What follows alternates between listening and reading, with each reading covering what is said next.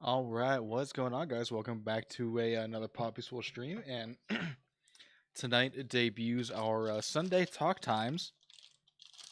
And tonight, I figured since I'm a huge horror game player, movie lover, that kind of thing, all things horror, even though I don't really play that many horror games on stream, I did make a lot of YouTube videos about them, but I haven't made one in a while. Put that on the back burner. But anyway, yeah, we're going to be talking about some of the greatest and worst and most famous horror games of the last 20, 25 years. And I thought we would kick it off with one of, I would say, arguably the greatest horror series ever, Resident Evil.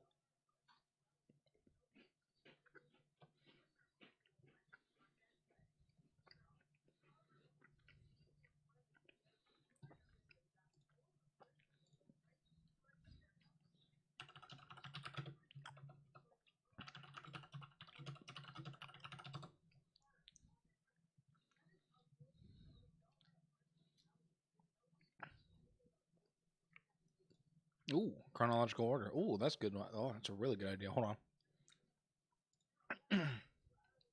But of course, you have Resident Evil 0, Resident Evil, Resident Evil 2, which had a remake, Resident Evil 3, also remake, Resident Evil Code Veronica, Resident Evil 4, remake, Resident Evil Revelations, which this was, I know a lot of people actually gave a lot of hate to Resident Evil Revelations, but I actually really liked it.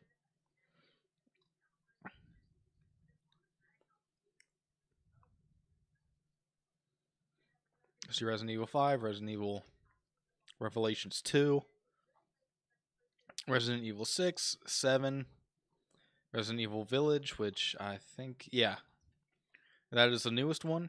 And then there's DLC. I still need to play the DLC for that because I heard it's really good.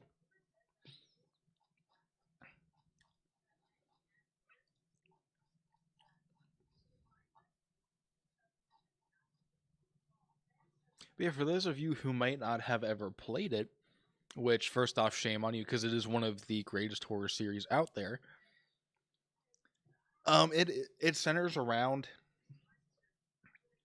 a place called Raccoon City where there is a corporation that basically runs most of the again corporations in the entire city called Umbrella, and on the outskirts they are just like a pharmaceutical company making drugs and all that kind of stuff, just like what you imagine you would find in any like Walgreens, Walmart, that kind of thing.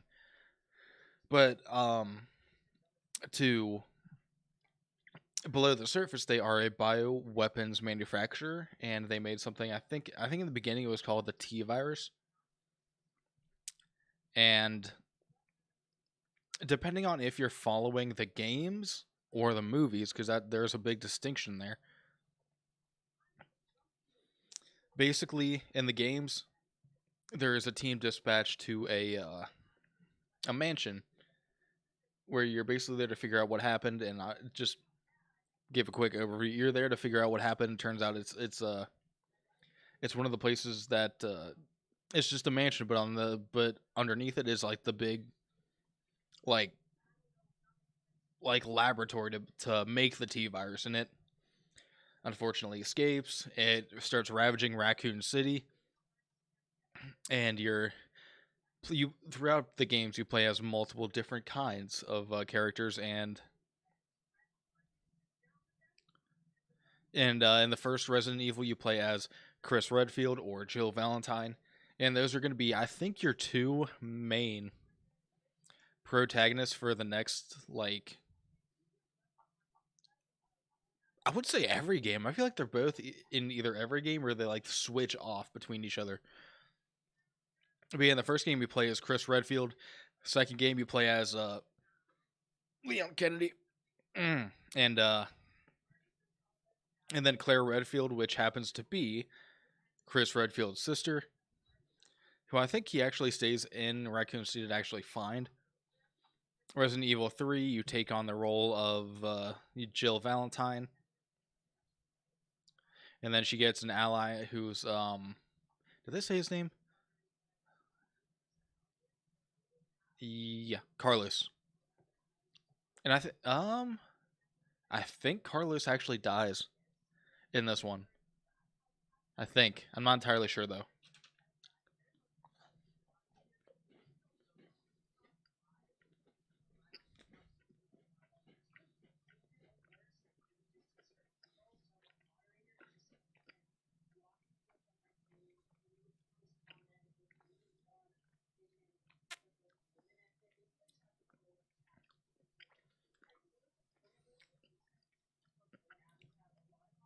Excuse me. Sorry, I'm eating as I'm trying to talk to, which is a terrible thing to do, actually. But that splits off into Code Veronica, where you can either play as Claire or Chris Redfield, but the main one you're going to play as is Claire, who's again searching for her brother Chris, and it takes her to France, and that is, I believe, the first meeting you have with Wesker. Which I thought in the beginning he was. I thought in the beginning you could play him as like a good character. Which one was that? It might have been Resident Evil. But then you have Resident 4, and I believe that's the remake. But yeah, this is as the page suggests, it is arguably the series' most beloved entry. Puts you back in the shoes of Leon Kennedy 6 years after Raccoon City. He travels to Spain on a mission to rescue the U.S. president's daughter. And there he encounters a cult and explores its ties to a mind-controlling parasite that narrates the characters from Resident Evil's past, Albert Wesker and Ada Wong, which I don't remember. I think it's at least I'm pretty sure it's Resident Evil 2 where you... Well, it's probably earlier in the series. I mean, like probably Resident Evil 0 or Resident Evil 1. But in Resident Evil 2, you meet Ada, and then I think you see her in Resident Evil 3, and maybe 4? I'm not sure. But definitely in 4. And Ada Wong, her ties to the game, I'm not really sure how relevant they are. I think most of her character is just she's basically just a hired gun, I think, for Umbrella and more specifically Albert Wesker. And I am really confused as to like what her intentions and end goals are, because at the base of it, she's helping Wesker, and she plays like almost like Resident Evil's Deadpool role, where she's an anti-hero, because she will help you when she can, or when she thinks it's beneficial for her, but more often than not, she kind of just observes and lets you be, unless it is absolutely crucial that she needs you alive, and if not, she'll just fuck off and leave you be. But there are still plenty of moments where she does come through as like, it seems like she has a lot better intentions than just, hey, I'm doing this for my own good. Actually, that's we need to deep dive into her character, because like a lot of the characters you have throughout the series are generally fleshed out, and you can a lot of times you can generally tie them down with who they are as a person and a character. Except for Ada Wong. Ada Wong is that wild card that literally just appears like throughout this entire fucking series. And she will literally just hit you up at random. Like in fucking Resident Evil 2, she just appears out of like fucking nowhere, I think.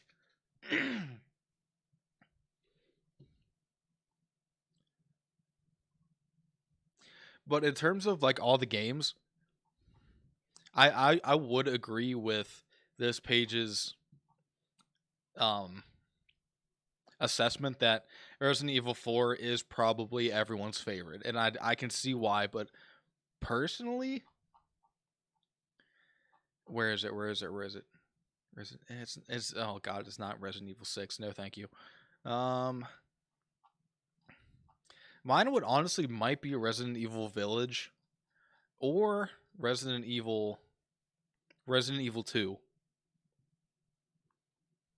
Because I don't know what it was about Resident Evil 2 specifically, but there was just something about the gameplay and the campaign and like just how fluid the game was that really trapped me. And I'm sorry, but I would say Resident Evil 2 and 3 are probably two of my favorites, with Resident Evil Village being like the third spot, considering you have big ass yitty vampire lady. And then you have Resident Evil Revelations, where you're in some type of like... Oh, I skipped over 5. Hold on. Yeah, Resident Evil 5 is set 5 years after Resident Evil 4. Chris Redfield, as part of the Biohazard Safety Administration Alliance, or something like that. They fly to Africa with his partner to prevent a black market sale of a bioweapon. The people of Kijuju, however, have already been infected with an enhanced version of the mind-controlling parasite seen in Resident Evil 4. But they embark on a more personal mission to finding his long-lost partner, Jill Valentine. We also learn of Albert Wesker's latest nefarious plot. Honestly, this one wasn't that bad, but it wasn't my favorite. I would definitely like push that down to like a spot of like 5 on this one. But I'm sorry, but Shiva's just hot. They always have like really like... I want to see one of these games where the partner is just fucking like horrendous looking. Which, I mean, you could potentially say Albert Wesker's like that, because he looks pretty fucking weird in my opinion. Sorry for all you Albert Wesker fans out there, but I'm sorry, Albert Wesker just does not look as good as you think he does. See, Revelations 2, honestly, I would say of all of the Resident Evil games, up until probably I'd probably say Shadows of Rose DLC. Actually, no, fuck it. Let's just do Resident Evil Village.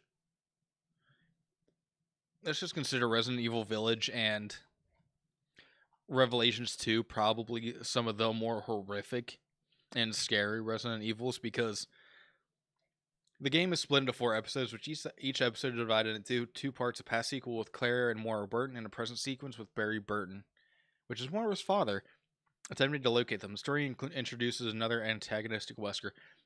Resident Evil Revelations 2 was so fucking terrifying to me, because for the one, they have those fucking bracelets you see there. For those of you who have never played Resident Evil Revelations 2, they will turn you into a horrific monster if the person who's the bracelet's attached to cannot control their emotions of fear. And the very first time you see that is when it's not just these two, but it's like a whole group of survivors are on this island. I forget where, but they're being surrounded in this tiny house, and one of the guys just absolutely loses his fucking shit. And when that happens, the little bracelet there, like the horror meter and like scary meter, just goes up and up and up until finally it starts like flashing or beeping, and then a serum gets injected into him, and he turns into this insanely like scary rage monster. And I think he was holding a chainsaw the time too. So besides having fucking zombies breaking into your own house, you have you're trapped inside the actual house with a now horrifying, rage-inducing monster with a chainsaw. Oh wow, that's really good. But then that goes into Resident Evil 6. And that goes, and it's a more sprawling and convoluted tale than Resident Evil 5. It weaves together 4 campaigns starring Leon Kennedy, Chris Redfield, Ada Wong, and a mercenary named Jake Muller, who is actually the son of fucking Wesker. And if you were to put those two side by side in like a picture comparison, they would look very similar. Like you could tell that he looks a hell of a lot like his own father, and he does not like his own father, because, I mean, is there really anything to like about fucking Wesker besides his looks?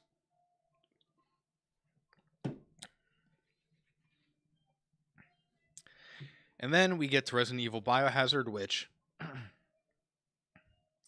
when it comes to a really like story-centric game, this is where it's at. Like, this game was really fucked up. But basically, if I remember correctly, you get like stranded in the bayou somewhere.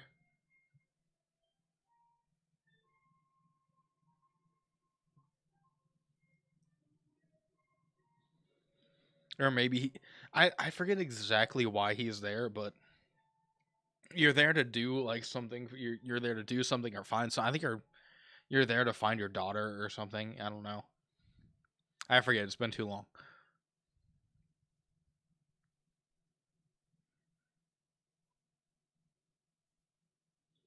But yeah, you're basically there, and you come across this family called the Bakers, and you don't realize that they're well, at first they don't reveal themselves, but they are infected with the some type of like mold, parasitic thing that attaches to you, and of course turns you into a biohazard. But oh, excuse me.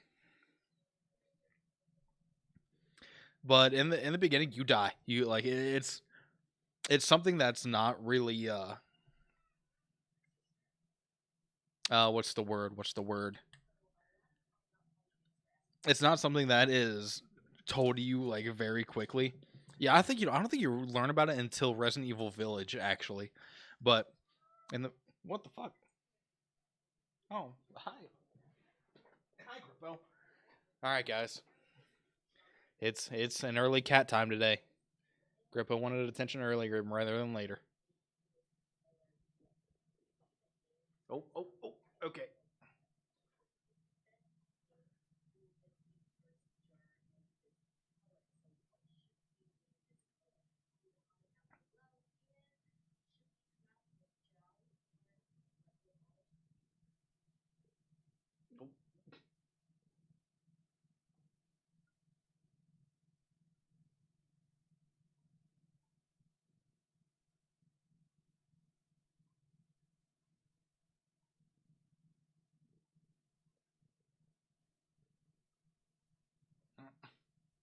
Get comfortable. Come on.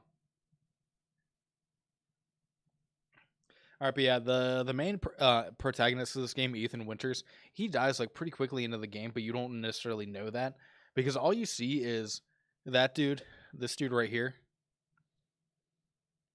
He's the, of course, father figure in the game of the whole entire family. He like pushes you down and it literally stomps your head into the fucking dust, and that's what kills you. But the problem is you fall. Really, dude?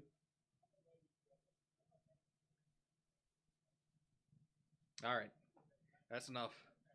That's enough out of you, boy. But yeah, that when he stomps your head in, that kills you. That straight up kills you. But what brings you back is that mold that they're infected with. That brings you back, but you don't realize that. As far as you're concerned, ew, ew. You just got knocked the fuck out by a head stomp. But then you go through and you start to figure out what the fuck's going on. It's all centered around this girl that this dude found in the bayou after like a tanker or something crashed near it, which released a lot of the biohazard chemicals in the water. He brought home the girl who was infected. She's patient zero. Like, she's the cause of everything that happens in Resident Evil 7 Biohazard. And she ends up infecting the Bakers, who take, like, what it does to them is they turn into extreme protectors of her, even though she's the one causing them all this pain and suffering. And basically your job is to get out and hopefully save the one girl who's not really, I don't think she's really infected with it. At least not in the traditional sense that these people are. But yeah, basically you go through it, and I think at the end you have the choice of like the girl who's like helping you along and basically being your partner. You have the chance to let her come with you or have her stay or like kill her or something. And Well, actually, before that, there's a big battle where I think his name is Joe Baker. I think his name is Joe Baker. He turns into a big old moldy rage monster, and Chris Redfield happens to show up because apparently they've been monitoring Ethan's progress throughout this entire fucking time, and just no one said anything up until the very end. And so again, at the end, you have the option of taking this girl to safety or leaving her. I think it's 2 girls actually you get to take with you, or you have the choice, but it's redundant. Which leads you to Resident Evil Village. And that's where you have to find your daughter. Like, that's your daughter has been taken, like in the movie Taken. And you basically have to be the Resident Evil version of the movie Taken and find your daughter. And you go through all these different houses, all controlled by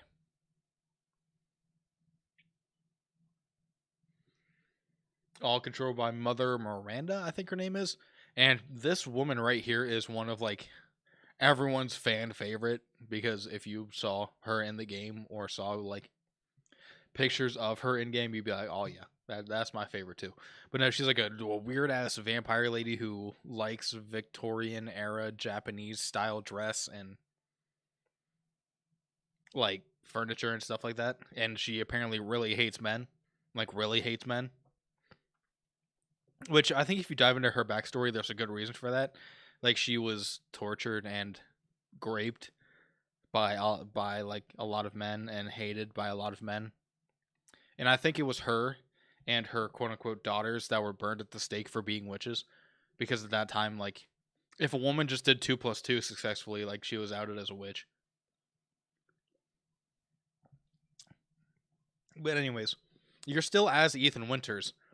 You're still very much technically dead. You're staying alive by the mold from Resident Evil 7, but you don't know that yet. You just think it's the green liquid in jars that you just like sprinkle over your fucking wounds that heals you. No, it's more of the fact that you're just a mold creature and you don't know it yet.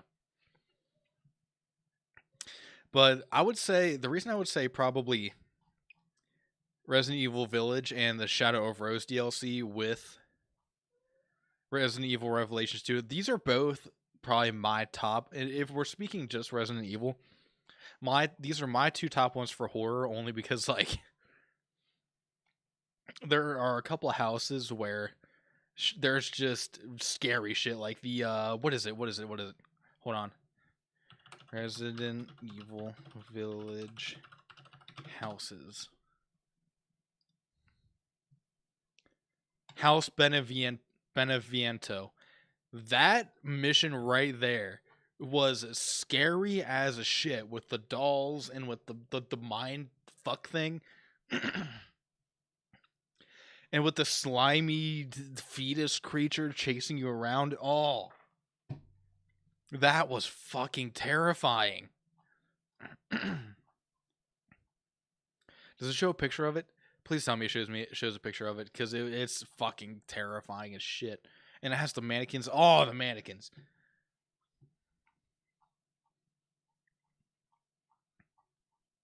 There's got to be a picture of it somewhere.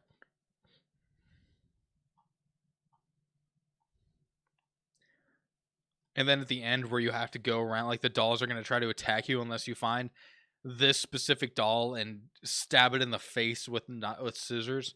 Oh, it doesn't show it. Oh, it doesn't show it.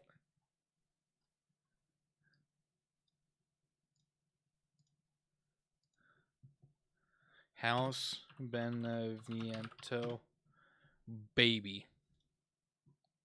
There it is. That fucking thing right there. That is what's chasing you throughout towards the end of this house.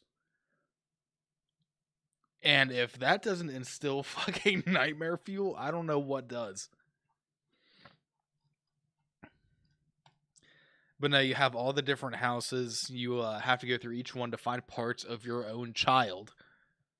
And I think it's towards the end, like once, I think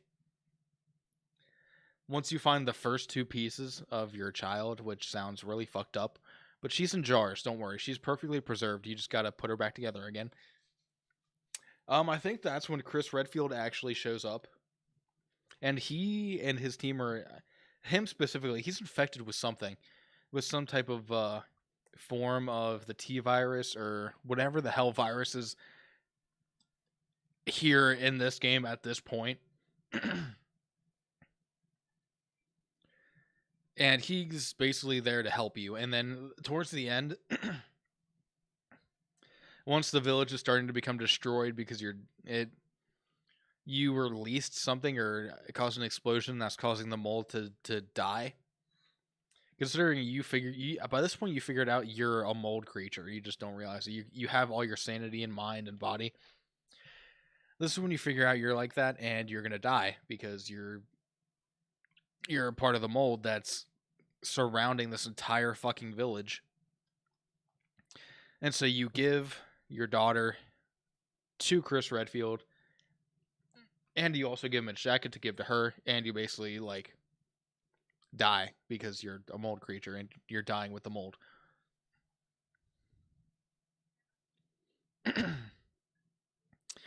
And then comes Shadows of Rose DLC. Now, I've never played it.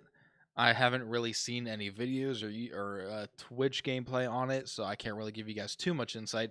I do have plans on playing it, though. I don't know when, but that'll happen. But I have heard kind of mixed reviews on it. I've heard some people say it's really, really good. Others say it's like a pretty weak DLC to Resident Evil Village. But I have heard when it comes to like top scariness, it is actually pretty fucking scary. But picking up shortly after the Village post-credit scene, 16 years after the main story of Village. Okay, actually that makes sense because when you give her to Chris Redfield at the end of Village, she's literally just a baby. Like literally maybe 1 year old. Shadows of Rose progresses the Resident Evil timeline further than any game before it, assuming the events of Village take place in 2021. Shadows of Rose brings the franchise into the near future of 2037. The 3 to 4 hour DLC stars Ethan's daughter Rose, who attempts to rid herself of the unwanted powers inherited from her father. Which is really surprising that she wants to get rid of her powers that her father gave you, considering like there are some pretty cool fucking powers to my understanding. But yeah, Shadows of Rose DLC will be coming. I don't know when, don't know how, but it will happen.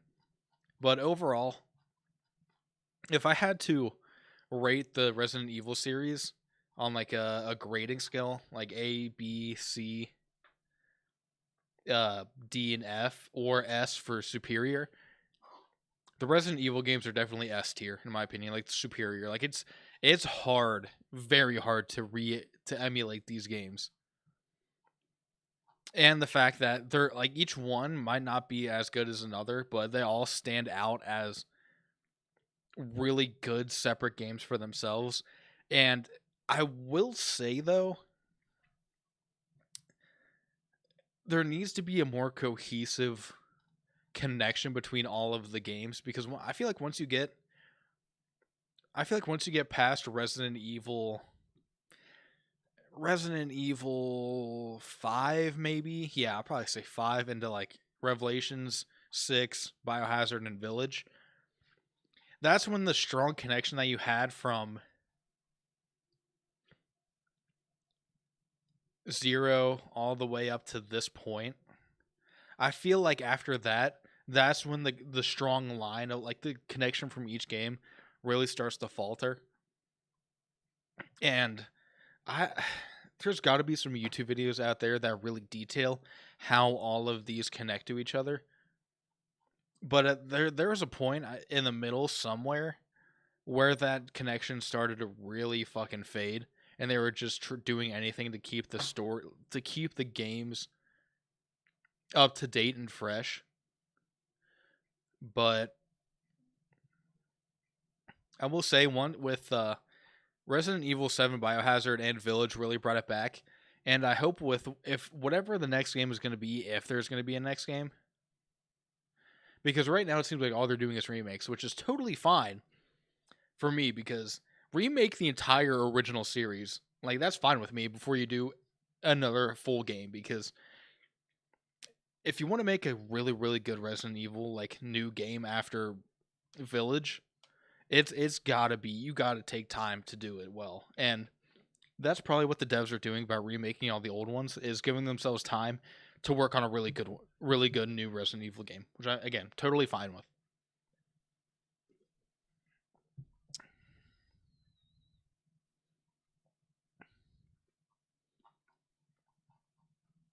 But yeah, that is my opinion on the entire Resident Evil game.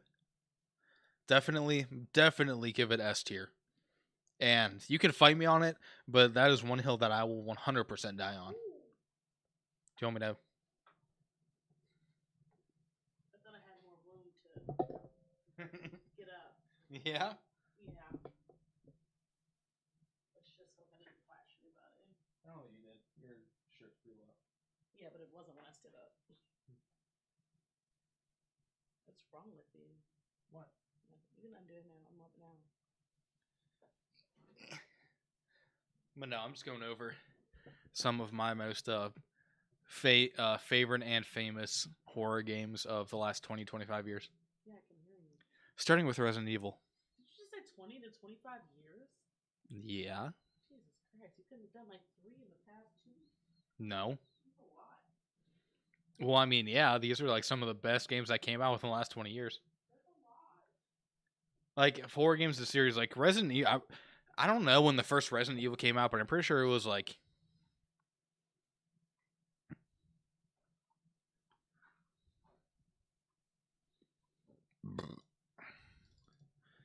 When did Resident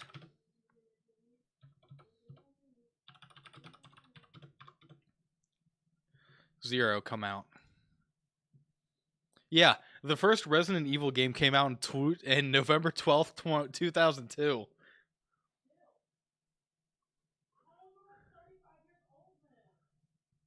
What?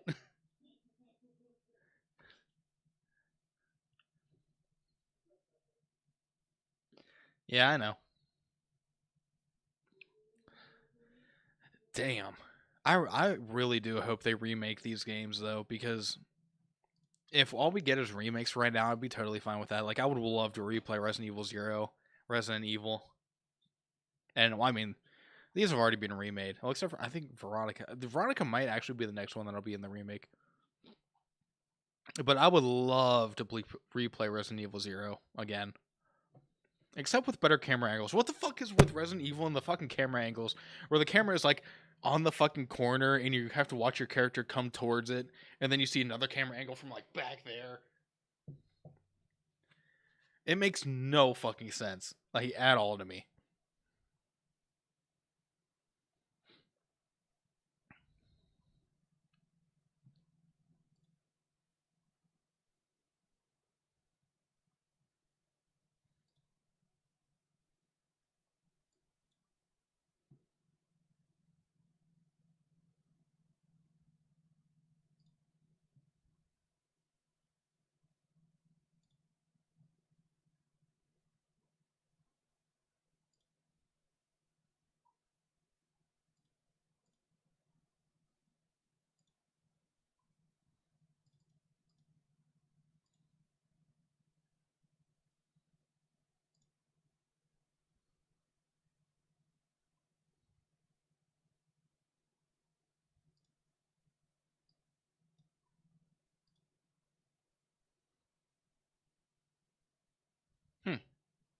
Alright.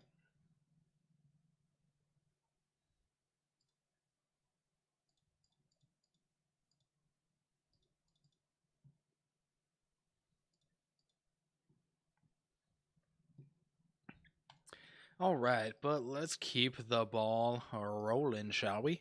And the next one that I'm going to mention is, right in my opinion, in terms of horror, right up there also with Resident Evil series, and that will be the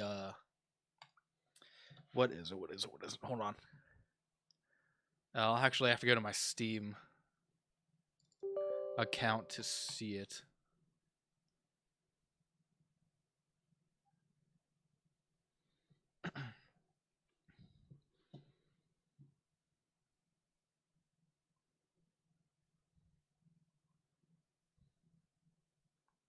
Library, home, collection.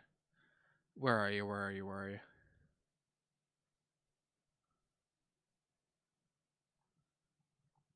Huh, where'd you go?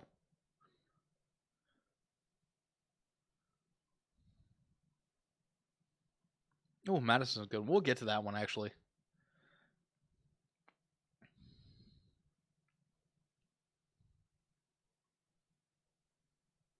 Dude, where'd it go? Hold on. Hold on.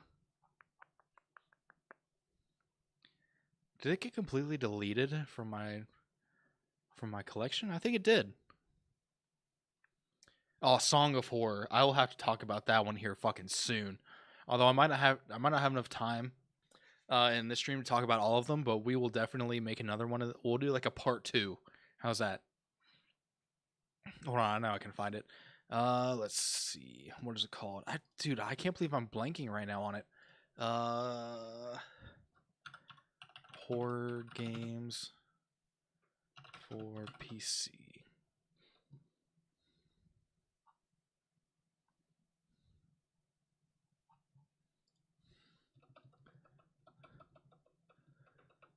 Best psychological horror games.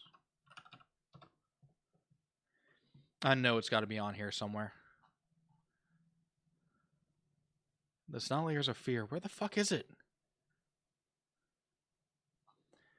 And that's awful that I'm blanking on it too. I don't remember what it is, but we're definitely going to be talking about Layers of Fear. Outlast, definitely. I can't believe I haven't talked about that yet. Silent Hill, of course. There's a lot of games we need to talk about, guys.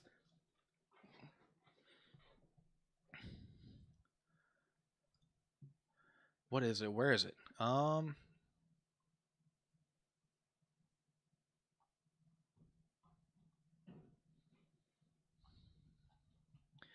on. I'll go back to Steam and look at the horror category, but what are you doing? Do you want me to take off my headphones? If you wanna. Okay. I didn't realize this was happening.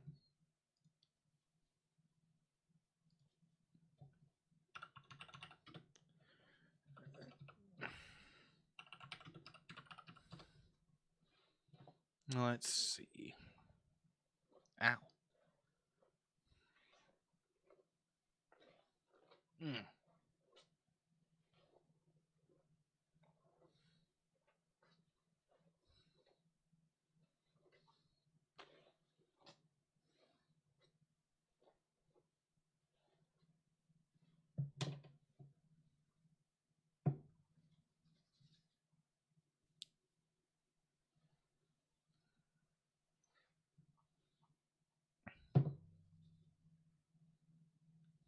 There it is. The fucking Evil Within. That's what I'm trying to reference. Ooh. Ooh, that feels quite nice. What made you want to do this now? They did it to me, and I was like, wait a minute. So is this just to make my hair softer? I'm gonna strip some of your hair of the oil. Okay, good. It's essentially essentially the same thing as dry shampoo. Just cheaper. I can see the particles of it in the air. Yeah. There's kind of no easy way to do it. Sorry.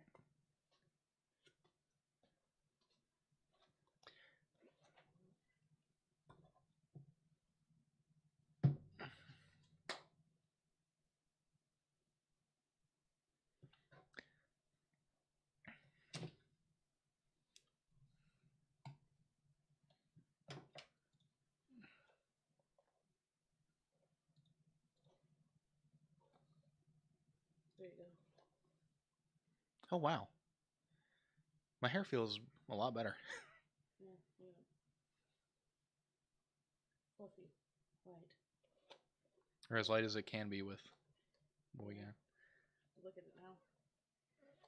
It's not stuck to your scalp.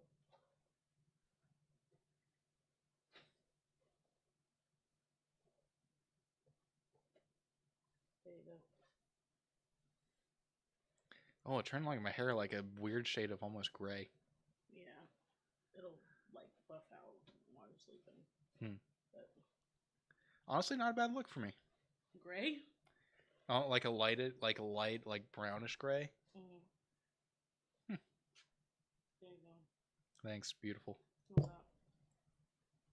that? It does feel a lot better just on the scalp. Oh yeah, that feels a hell of a lot better.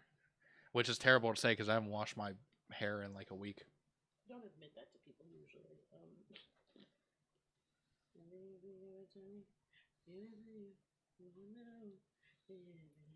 There you go. Yeah, I guess tomorrow I'll buy some shampoo. You're all fresh and fluffy. Huh. What are you doing? Get you a claw clip. Do you like to do in China and just put like a thing through it? What? Did that just give you an idea?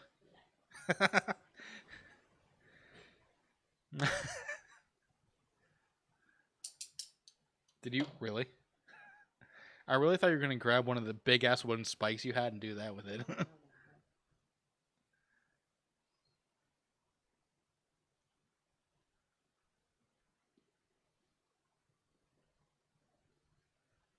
Chat, I don't know what's going on.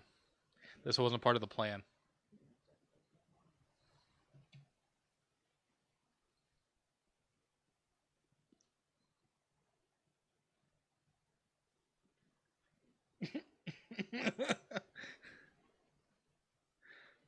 Okay, so I look like a little Chinese woman with. I'll grab my phone so you can see it. Okay, I can make a really bad joke right now. No. I could do it.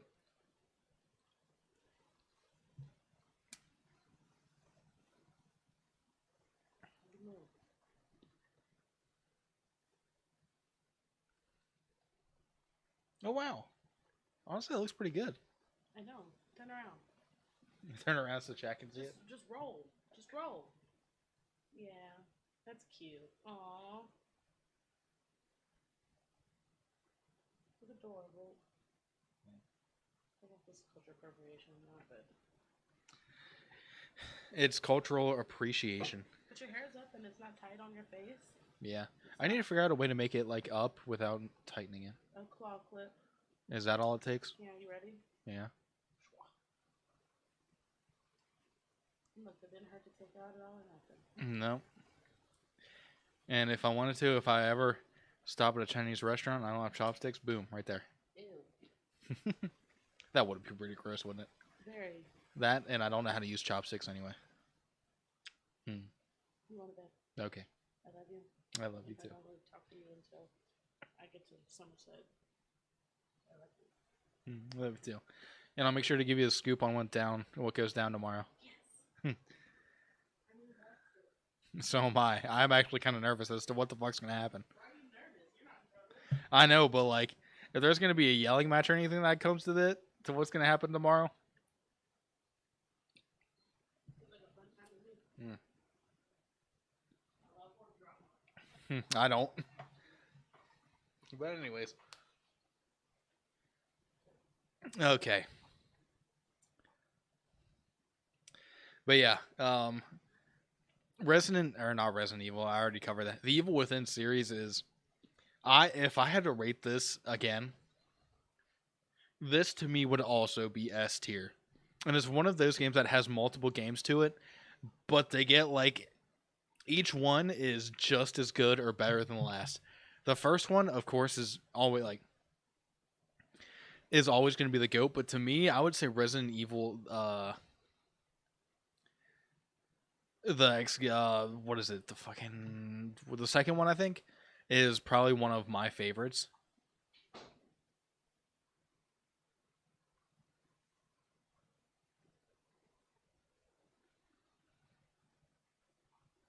And I love how it has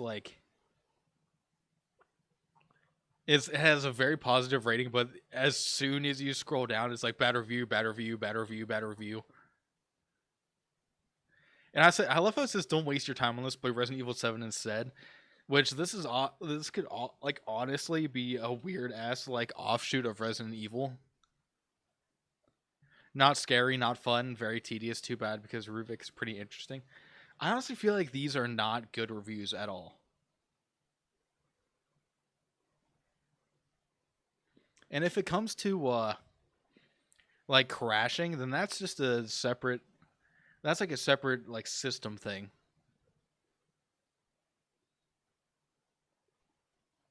Okay, this is probably the one that I will agree with. The keybinds for this game fucking sucked. Yeah.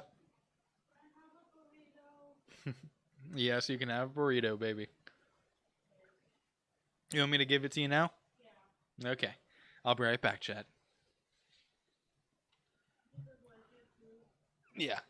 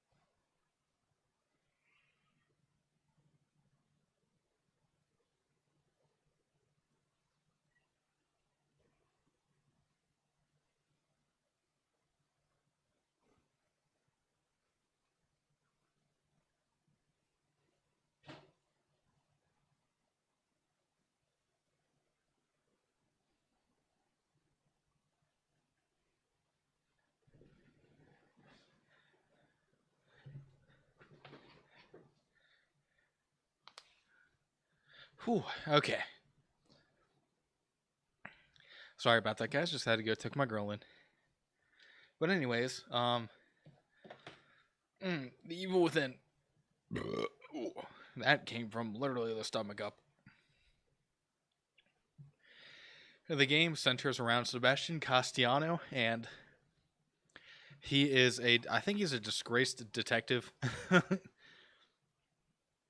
who encounters a mysterious and unnatural force. And after seeing the slaughter of his fellow officers, Sebastian is ambushed and knocked unconscious. When he awakes, he finds himself in a deranged world where hideous creatures wander among the dead. Facing unimaginable terror and fighting for survival, Sebastian embarks on a frightening journey to unravel what's behind the evil force. So that is basically the gist of it. Oh wait, here's the beginning of it. Yeah, in the beginning, you're driving along in a cop car with your partner who is right there, and you get tasked. You're in a cop car, and as you're driving along with your partner and I think another woman who is like there's like a consultant almost, you get a call to go to this insane asylum. Does it show it? Hold on, let me see if it shows it in the trailer.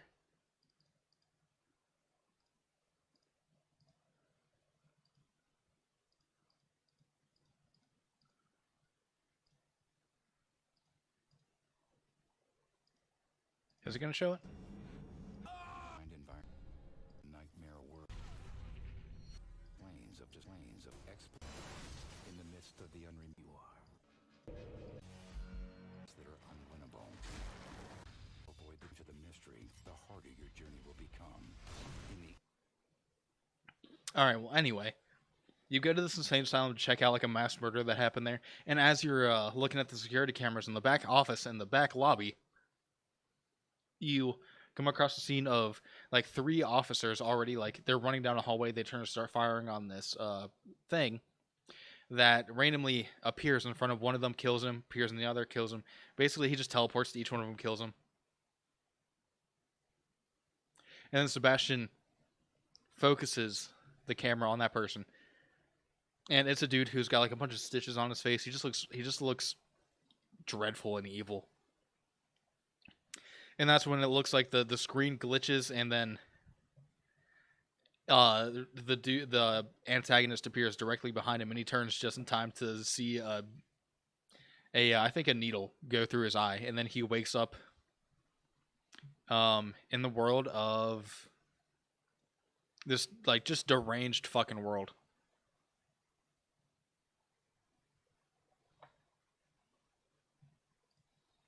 Let's see. Let's look it up so we can get a better description. The Evil Within.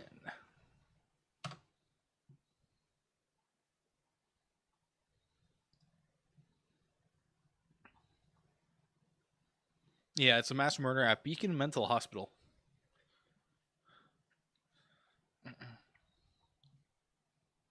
And the antagonist is born Ruben Victoriano. Through various means that Ruvik places him in, Ruben was an intellectually gifted but mentally unstable child and was close to his sister Laura.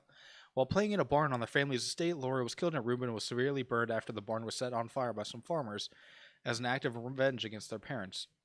Due to his disfigurement from the fire, Ruben's father had hid him in the basement of the family manor, deeply traumatized over Laura's death.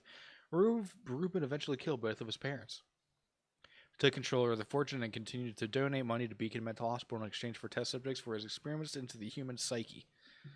So you're basically shoved into this evil world, this evil fucked up world of Beacon Mental Hospital, and basically your whole entire job is literally just to survive, find your partner, find anyone else who's alive, and get the fuck out. And over time, you learn that Ruvik's mental experiments delved a lot deeper into just like mentally fucking with you. You eventually learn that you have been knocked out and you've been placed into a tub of like fucking ice cold water, like you were doing an ice bucket challenge or like an ice tub challenge.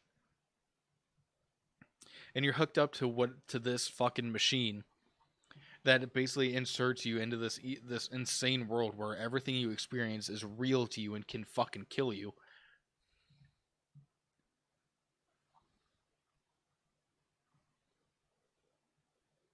And it's called the STEM machine.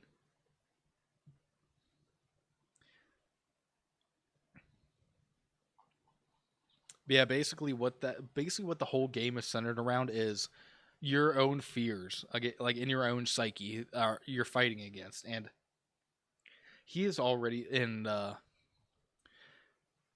Sebastian has already been fucked up before this. Like he is the stereotypical like almost drunken, like ill-tempered fucking detective, and he's fighting for his own life, and it's basically inside of his own mind.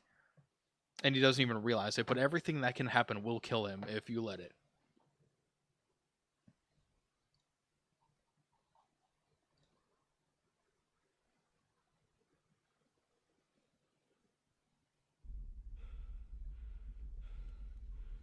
And here's the beginning scene, actually. Hold on. Let's watch it, shall we? By the way, blood and gore. Warning.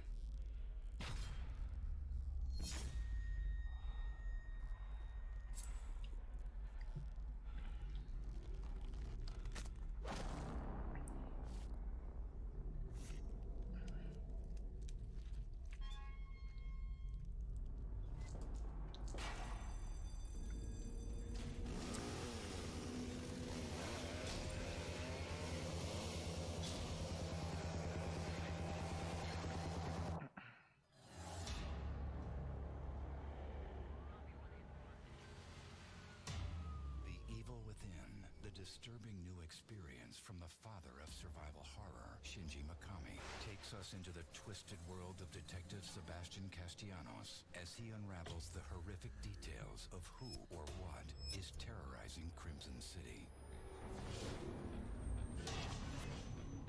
What the hell?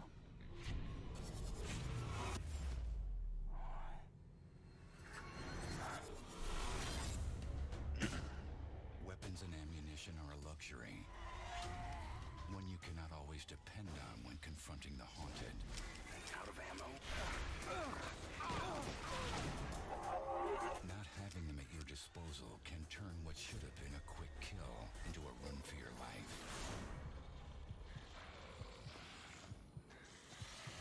Staying hidden in the shadows may save your life and give you the upper hand when ammo is running low. The evil within is a living nightmare of sinister creatures, unforgiving environments, and lethal traps meant to capture, maim, and kill. You'll need to be creative and figure out how to turn obstacles into assets. While sometimes your enemies may appear to be dead, it's best to make absolutely sure. Throughout the world, there are points where Sebastian can access a safe haven known as the Asylum. You're always welcome here. It is in this mysterious place that he can upgrade his weapons, abilities, and inventory. These upgrades will help you with your survival. Without them, you're as good as dead. To solve the mysteries of a city where everything has gone wrong, you'll need to survive first and foremost. But learning the tools of the trade will only help your chances, because you'll need more than bullets if you're going to make it out alive.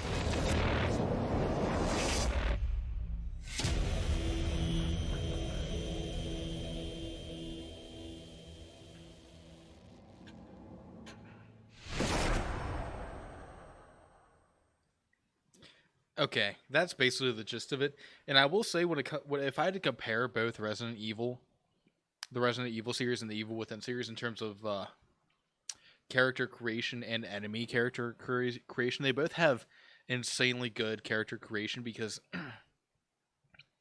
the enemies and the fucking bosses that you fight in this game are insanely well created. Their backstories are insanely good. And a lot of this game especially gives me Silent Hill vibes. Like, a lot of Silent Hill vibes. And we'll get to that. We'll get to the Silent Hill game pretty soon. But yeah, overall, these cause, I mean, considering this game is made by the same devs as Resident Evil, there's a lot of similarities to it. But I will say, even though the recent reviews are mostly positive and all reviews are very, very positive, I would give these like an very positive review overall.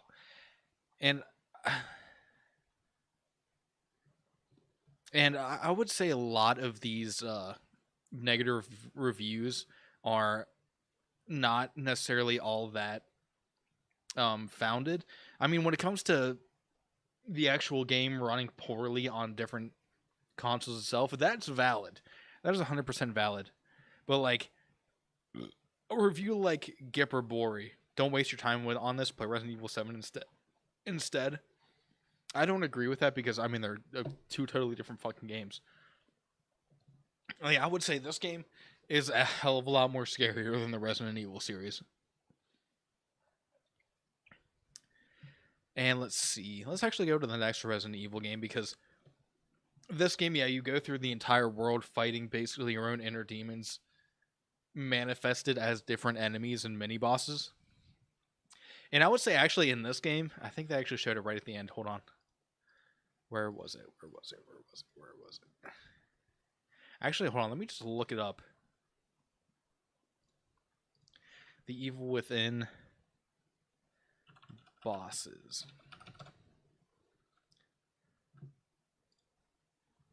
Let's see. Do they have pictures of them somewhere? Yes, they do. I would say of all of the bosses that are in this game, in my opinion, the scariest one is Laura, the creature. Like, this chick who looks like she looks like if somebody took the head off of fucking Sadako from The Ring and shoved it onto a deformed, like, spider almost. Like, she is fucking terrifying. I wish I could zoom that in.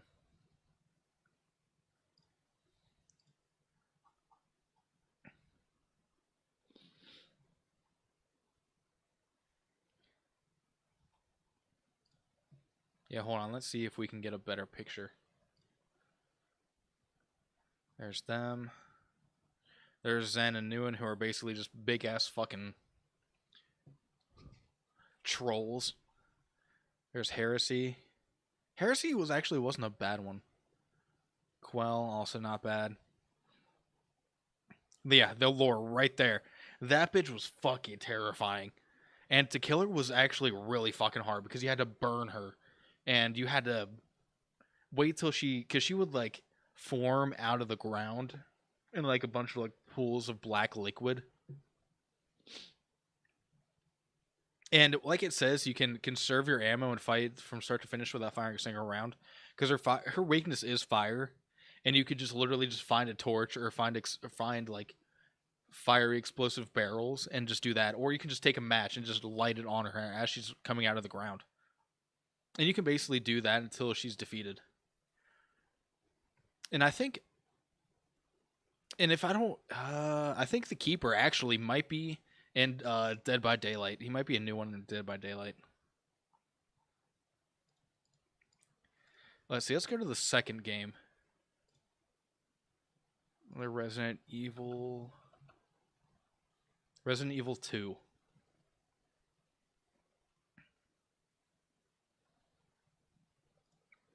Yeah, let's go to... Or The Evil Within 2, sorry. The Evil Within 2.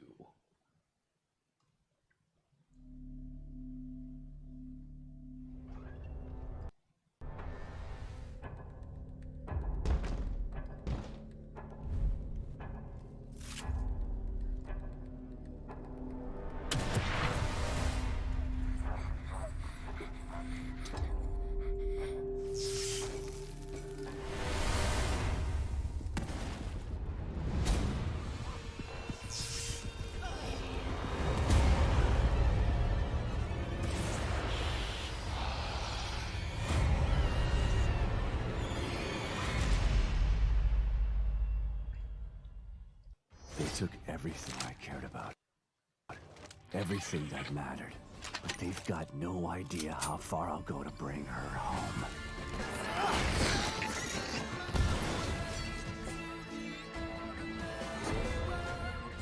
Where are you?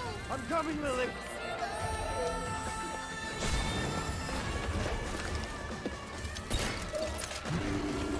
I gotta save her. Rated M for mature.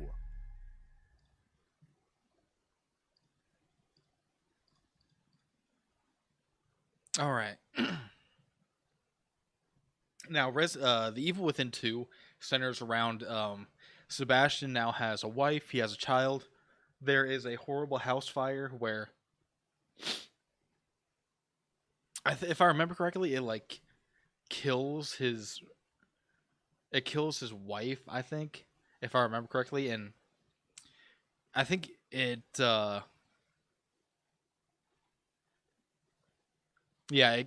loses his wife and his daughter, and to save them both, he has to go back into the STEM machine that he was hooked up to in the first game.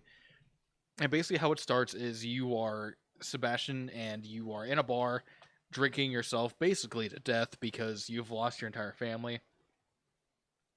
And one of the girls, one of your other partners from the first game, turns out she was part of a secret organization to figure out STEM and basically steal it or something like that.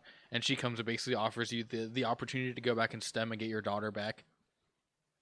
And so you do. But something goes terribly wrong where there's a team that was sent in before you, and that's why they're calling upon you to go back in, is because they had sent a team into the STEM machine to figure out what the fuck is going on, because the world is breaking apart, and there's a new antagonist called... What is he called, actually? Hold on.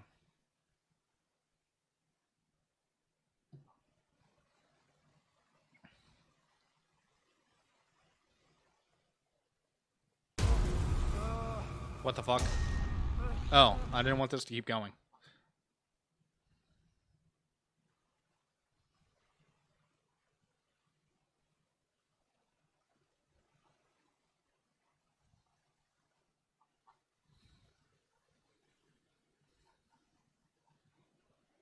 Yeah, and I will say when it comes to the recent reviews, very positive, all reviews, very positive, definitely deserves it. Because it is, I would say it's just as good as the first one, or even better, because this one has more of an open world aspect.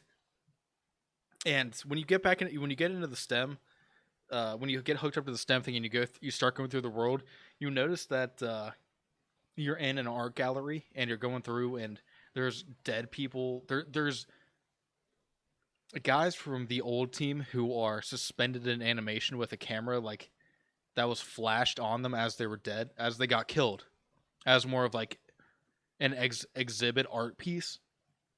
And as you go through, there's a guy that's about to appear on a corner, and you hide from him.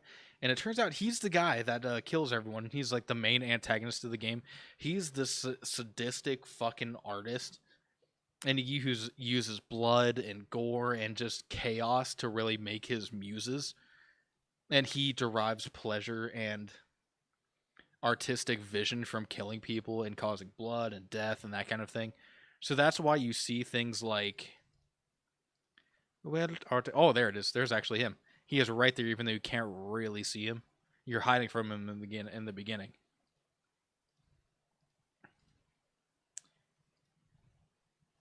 Yeah, and you can see that right there is where the world itself is shattering, and you have to somehow get from one shattered end of the world to the other.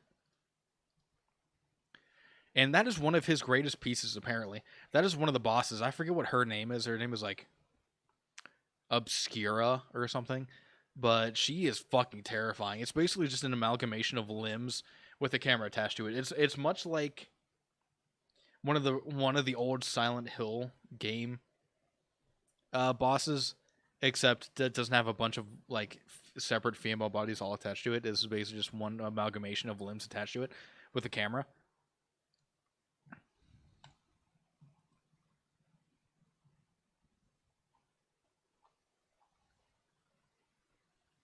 I want to go to the wiki page. The wiki page is always better.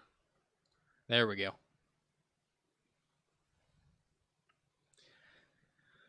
But yeah, going through the game, you will find that it's a lot more. It's a hell of a lot more open world than the first game. First off, and that's why, in my opinion, I like it better than the first game because when it comes, there's so much opportunity for better jump scares, better enemies to place throughout the world that can be hidden, and it's one of those. It grants the devs the ability to be able to be more flexible with their games. And I think that's what a lot of devs don't necessarily understand when it comes to starting new open world games, especially if it's an offshoot of the first game like that. Because the first game really wasn't open world. It was more or less just like sections of areas that you could go through that were kind of open. But no, this game was definitely 100% more open world. And you could go to the same area, you could go to different areas, and you could basically explore the entire fucking place. And personally, I think the bosses and enemies in general are a hell of a lot better in this one than the first one. And what I mean by that is, let's actually look up some of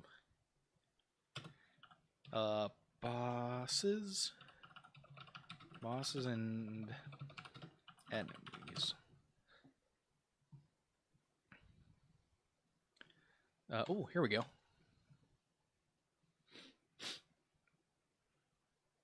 And one of the bosses that I do really like in this game is a guy named Liam O'Neill. See, he was from one of the OG teams that came in before you. He managed to survive, and he's been hidden in a basement for like, I think he said like a few days now, maybe like a couple weeks. And you meet him just by happenstance. I think he oh, excuse me. I think you're actually trapped in one of the houses trying to fend off some of the enemies, and he happens to help you somehow.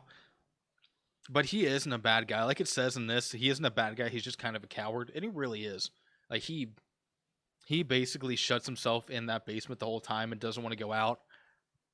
But he aids Sebastian through radio, and he is transformed into a harbinger by Father Theodore, and we'll get to him in a second, but Liam goes from like basically a coward to when he gets turned into this enemy.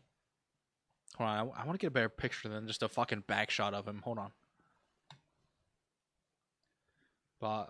Boss Liam O'Neill. Let's get a better image. Let's get an image of him. There he is. Here he is before his transformation. He actually does kind of look like a coward, not gonna lie. He looks like that guy that he gets sent to be the one to warn everyone because they know he wouldn't survive or do any good. And here he is transformed. But yeah, his power is he basically wields a fucking big ass flamethrower.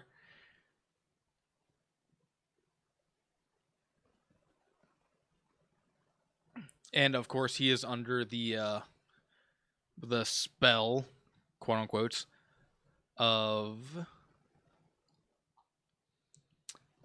he's under the spell of Father Theodore, and Father Theodore is again one of those antagonists. He's like a fucking preacher who of course got basically transfixed by the world that he was in, and he becomes an enemy, and he gets basically seduced with Father Theodore's sadistic tongue. Don't take that out of context, please. But his power is a flamethrower, and he has like that big ass flame retardant suit on, and he goes from being a coward to basically being like the most courageous, like no fear motherfucker out there. And when you finally take him down, you'll get his flamethrower, and you can repair it, and it breaks the spell, and he basically thanks you for breaking the spell and like to kill him, and of course you fucking do.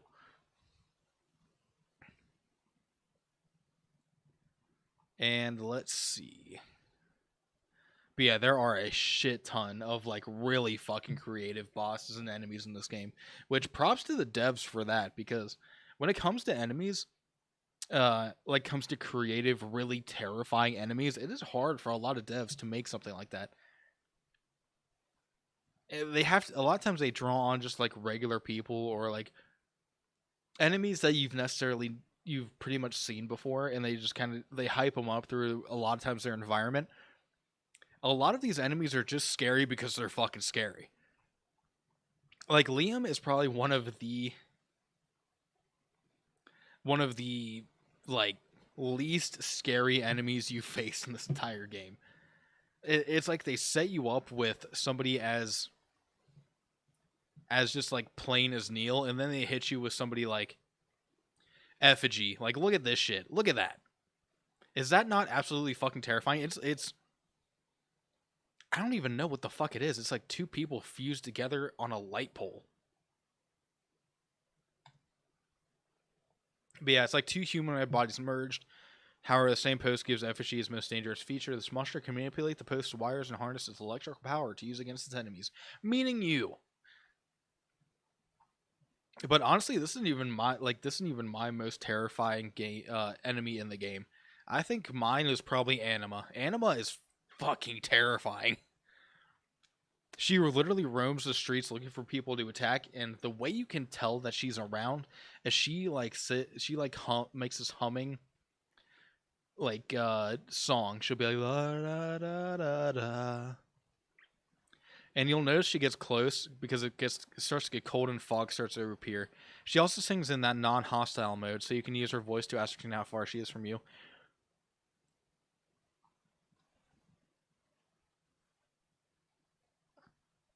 But yeah, you try to avoid her at all cost, like at all cost, because in the game when I got trapped in like the area around her, because once she gets you, she will trap you in like her own almost like pocket dimension, which is weird because you're in a dimension and then you get trapped in a pocket dimension in that dimensionception. And it is so hard to get out. I don't even to this day know how I got out every single fucking time, because I would just like shoot at her or attack her at random and I'd somehow get out. I still don't know how to get out of like the little pocket dimension she puts you in. But I gotta take a piss real quick, guys, so I'll be right back.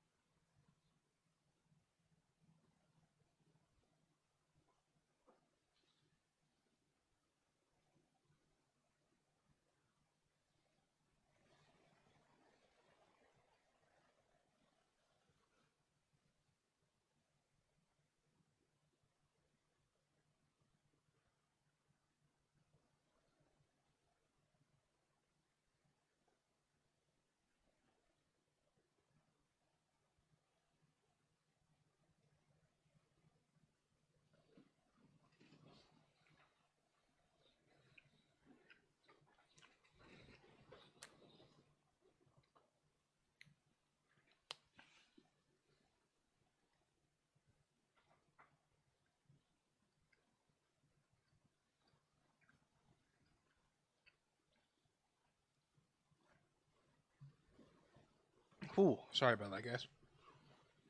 But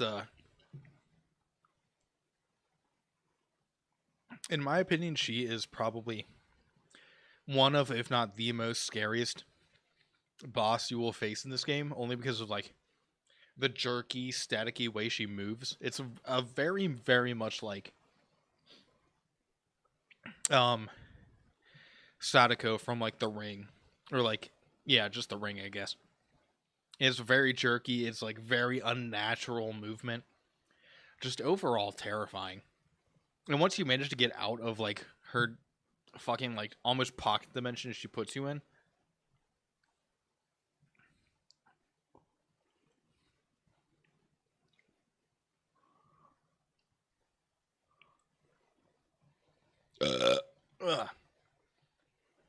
and honestly, I still don't know how the fuck to really get out of it, because as far as I'm concerned, the 3 times that I was actually captured in her pocket dimension, I just kind of did random shit until it just took me out of her realm. So as far as I'm concerned, figure it out, because I never did. Then, of course, there's the Watcher. I'm not going to go into much depth because it's just like a goop monster. And then the Guardian. That thing is probably the second most terrifying. Or it's pretty damn close to the most terrifying boss in the game. Like, as it looks, it is just like an amalgamation of limbs, a fucking spine, a couple faces with a big-ass saw attached to it. And it honestly reminds me a lot of the final boss in Resident Evil Revelations 2. And if you don't know what I'm talking about, fucking look it up. Actually, we'll just look it up right now. Fuck. No Beacon. Or no Grippo. Grippo down, boy. Evil Revelations. Revelations 2 final boss. Looks a lot like... Where is this? Is there going to be a picture of it? Is there going to be a full body picture of it? No. Cool.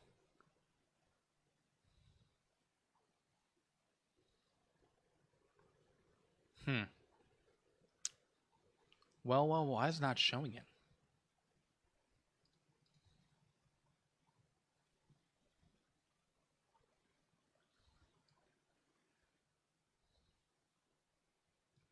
Oh, it's Alex Wesker. Okay, let's see if it shows her after her transformation. Again, can I have a full body transformation, please?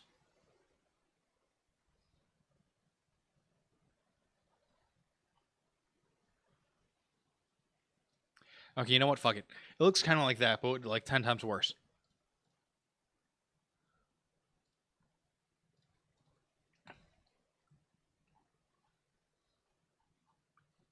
But yeah, no, basically it just goes through the entire... He just goes through the entire game, facing off against the main protagonist. Or antagonist. Within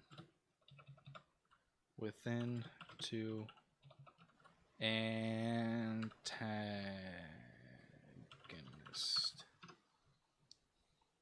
Which is Stefano Valentini. Huh. I honestly didn't even know that was his fucking name.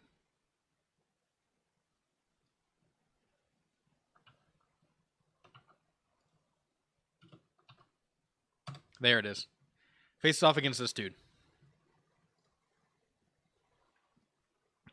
Which he has a really fucked up eye, which you can really barely see.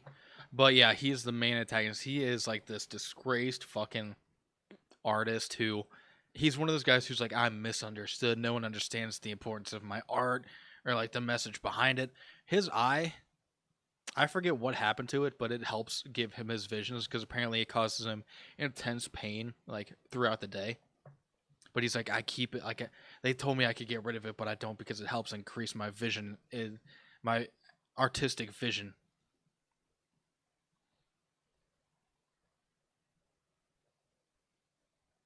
And there's a death scene. There's multiple death scenes. But yeah, that right there, who I just mentioned, that enemy that I mentioned beforehand, that's what he considers his greatest creation right there. She helped, like, because he considers her a she, helps him create his masterpieces, which, I mean, if you need that much help creating your own masterpieces, you're probably not a good artist.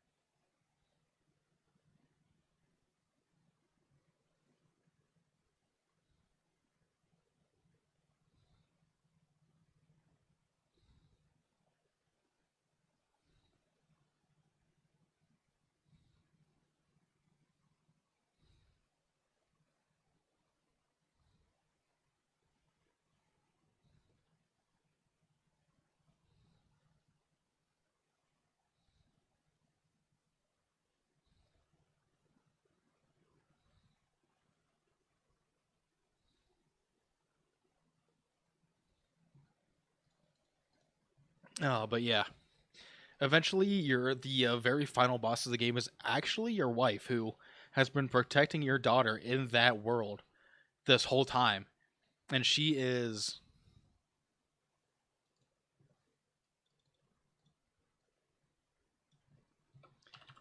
final boss.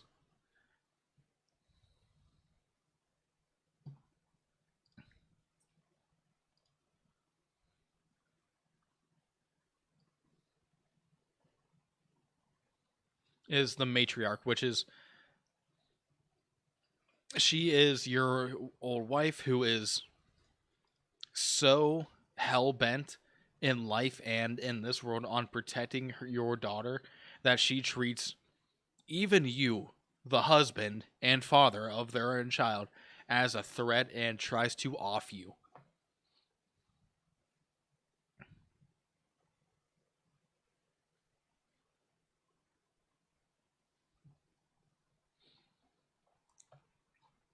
But yeah, once you defeat her, she'll like, I think she reverts back to her normal human self and basically tells you like, make sure you protect our daughter and all that kind of stuff, and she'll be there to protect her when her time comes, and all that kind of stuff.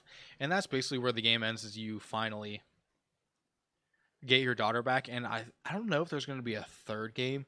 If there is, it would have to either center around a very old Sebastian or his daughter as probably like a teenager or a young adult now. Hold on, let's see if there's going to be a third game.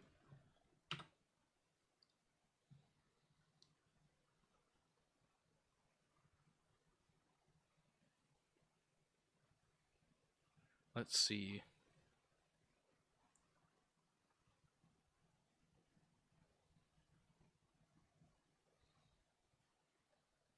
I really don't want to open Reddit for this, but I think we're going to have to. At this point, it seems very low in chance. Not saying it won't, but definitely not within the next 2 years.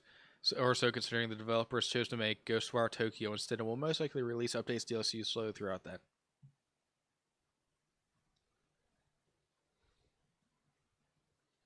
Okay. I think they will eventually. Ghostwire was meant to be the Evil Within 3, but they ended up changing it due to it being too different. But yeah, if there are plans for an Evil Within 3, there's not really any traffic on it, and the devs probably haven't said anything about it. If there is, it's probably on the back burner, and we probably won't see it for another couple years. But if there's going to be a Evil Within 3 game, it will definitely have to center around either an old Sebastian or a young adult daughter, his young adult daughter. But I think there could potentially be there could definitely be a third game in my opinion. But we'll just have to wait and see. But like I said, I would definitely rate this game as an S tier only because the storyline, the world building, the enemies, the combat, all of it is really, it's always been really, really well done. And I don't know. I would say in terms of horror games, this is definitely one of those games that really keeps you hooked. It really keeps you hooked from like the start, middle, and end. Like there's not really many points where you get to just stop and fucking breathe. It's like you have to keep going and you have to keep being aware of your surroundings and always being aware of what could potentially happen, because there are plenty of times where an enemy will just pop up out of fucking nowhere. Especially with the Evil Within 2, you have to be on your toes the whole fucking time, because the potential for you to die in this game is so fucking easy. There were plenty of times where I would fight, but I'm like, okay, fuck it, this isn't worth it, and I would just have to run away. But yeah, if I had to have it on a grading scale, definitely S tier. Now, in terms of a Evil Within 3,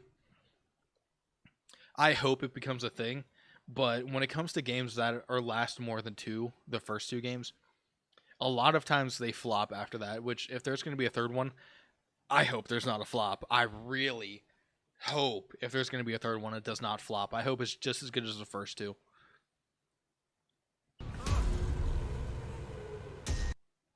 So here's hoping. But all right, on to the next games. Let's see. What else?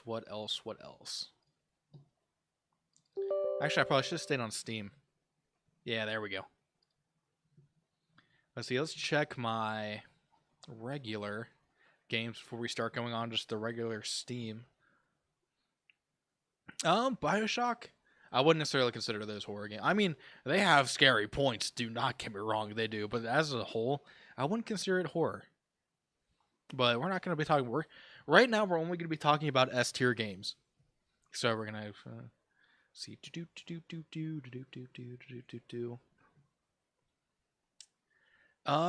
The Dark Picture Anthology series, I'm not going to touch on in this stream because, in my opinion, they're good. Don't get me wrong, but they are nowhere near S tier.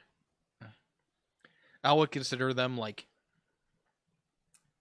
I'll give them a B in terms of grading scales. Definitely not S tier, but we'll get to that in another stream. Don't worry. Now, Dead Space, we'll touch on Dead Space too.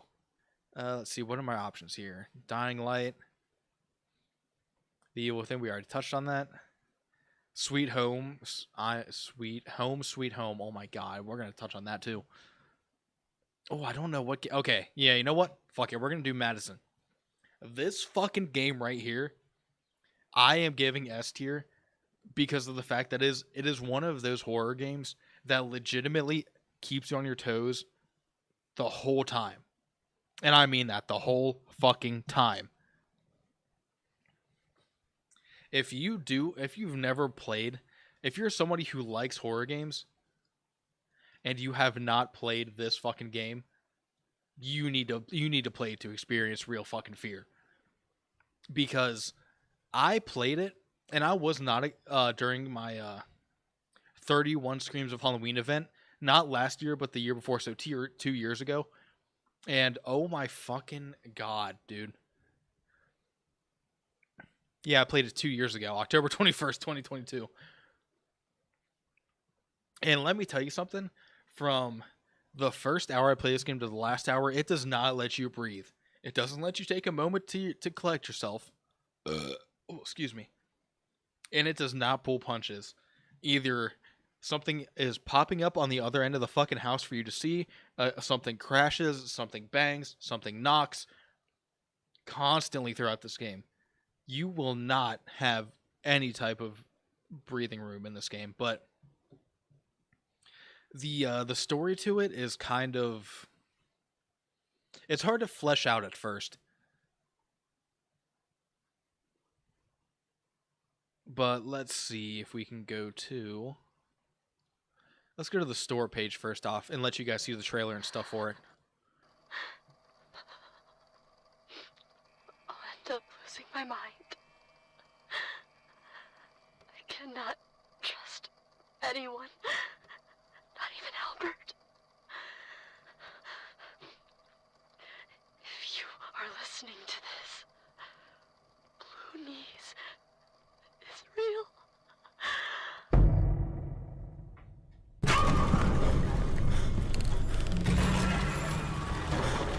I know I'm not sick.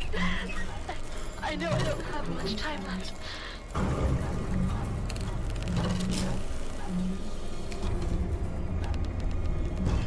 can feel it breathing right by me. Sing that fucking song. Over and over and over and over.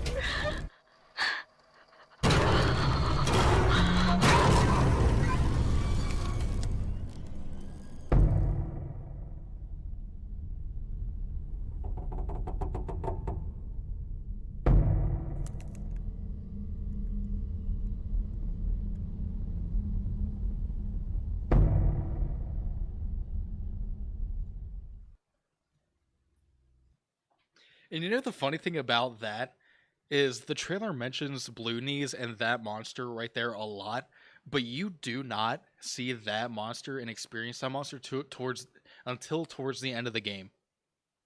Like, it is not prevalent anywhere until, like, the end. This is the game you mentioned, right? Yes, it is. It is a scary fucking game, dude. I'm not gonna lie, I would put it like right up there with games that legitimately kept me terrified from beginning to last. But yeah, I will say what I don't like it, especially about the trailer, is it relied heavily on Bloonies and this monster. But again, like I said, you don't see him till the very end. But it does set up the game sets it up perfectly for Bloonies to show up. And it is a scary fucking ending to the game. And very intense. But like I said, how do I even begin to explain the storyline of this game? Because it does not give you that much to go on. Hold on, let's see. Okay. Well, it gives you a little bit of the storyline, but what would you do if you woke up locked in a dark room with your hands covered in blood? Play as Luca and endure the brute torture of Madison, a demon that has forced him to continue a gory ritual started decades ago, making him commit abominable acts. Will you be able to finish his sinister ceremony? Oh, okay. That makes sense. But yeah, you're Luca. You are a part of, I guess, a family of people that is trying to continue a ritual started decades ago. I think the ritual is started by his mother, and then it ends up attaching to him, forcing him to try and do it, which is the whole entire story of the game. But man, is this fucking game like such a psychological mindfuck of just nothing but terror. Let's watch the second one. Okay, you don't have to stop.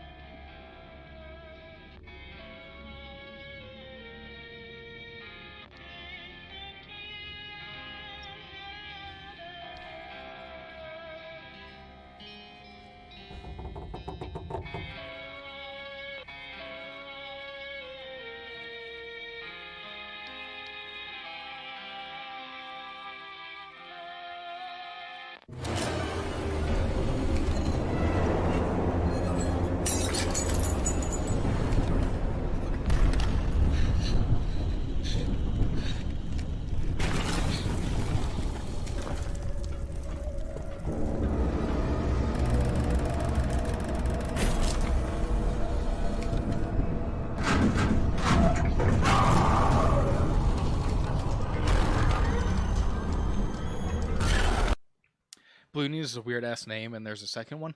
I have no clue if there's a second one. If there is, then that went below the radar for me. If there's a second one, I have to fucking play it to see if it's just as good as this one.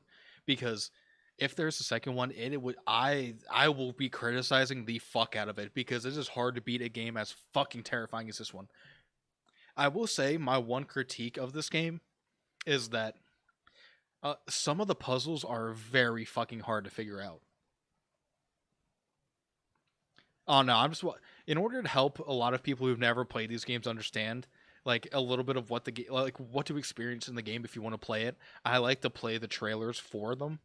At least that's how I wanted to set up my first time having Sunday talk time talking about horror games.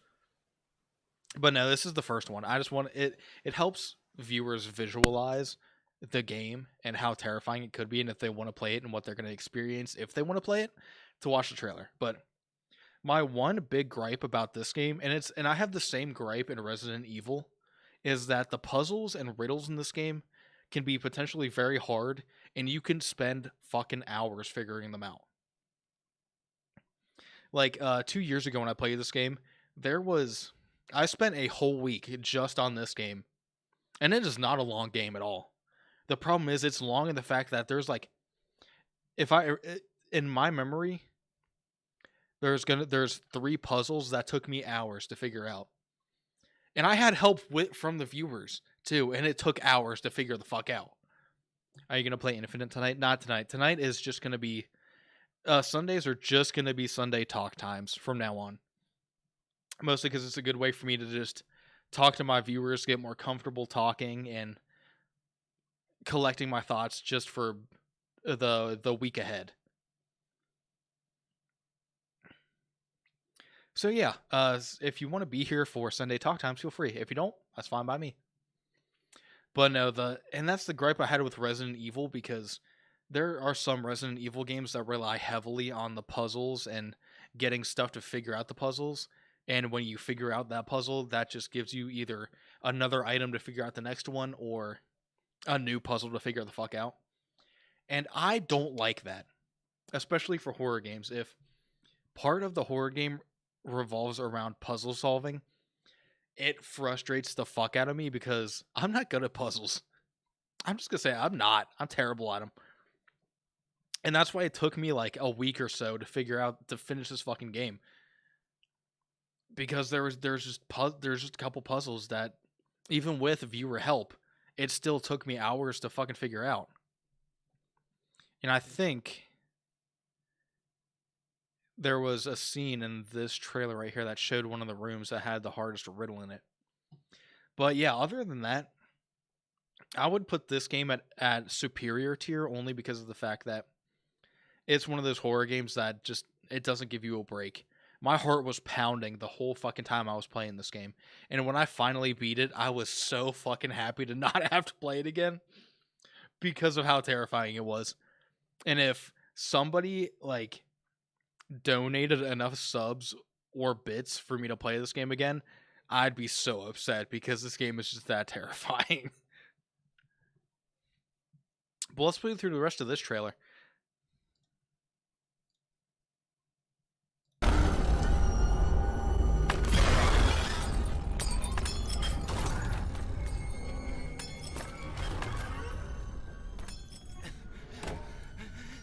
Oh yeah, it's that fucking room. This is the fucking room with one of the hardest fucking riddles, because it involves numbers in the pictures and on the walls. Oh wait, nope, that is the wrong thing. I did not mean to hit that. Okay, cool. And it involves the pictures on the wall there, and the shape that they're in too. It was just such a hard fucking riddle to figure out. The attic.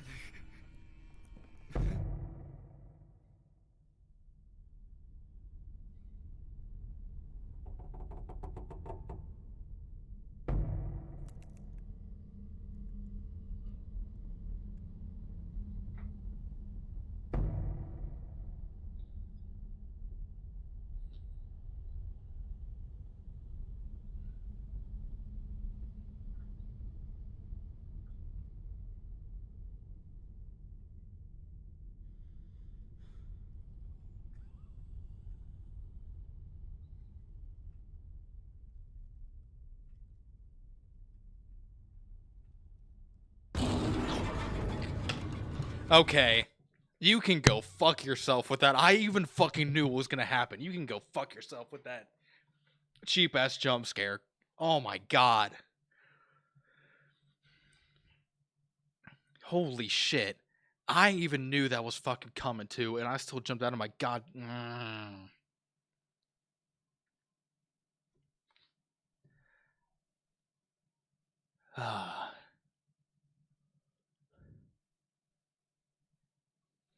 That actually pissed me off because I fell for it. I knew it was coming. I knew it was coming, and it still got me because I'm like, it's coming. It's coming. It's like right there.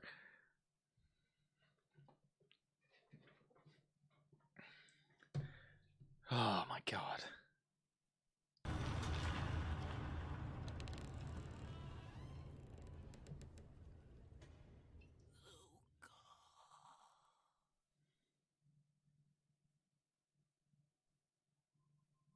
No, it's over.